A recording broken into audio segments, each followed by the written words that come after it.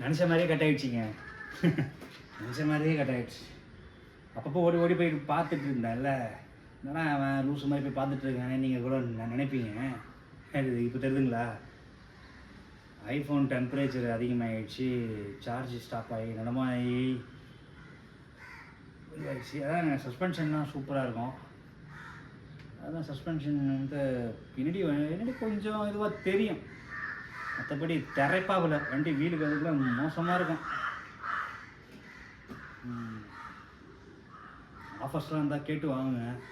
யாராவது வண்டி வாங்கணுன்னா ஒரு தடவை யோசிச்சுட்டு உங்களால் வண்டிலாம் விழுந்தா, நான் கூட விழுந்தா தூக்குவானோன்னு சொல்லிட்டு எனக்கே இப்போ ஒரு தடவை நான் பார்த்ததில்ல. எனக்கே இதுக்கப்புறம் வண்டியை மட்டும் திருப்புறப்போ ஜாக்கிரதையாக திருப்பணும், அது மட்டும் மைண்டில் எப்போதுமே இருக்கும்.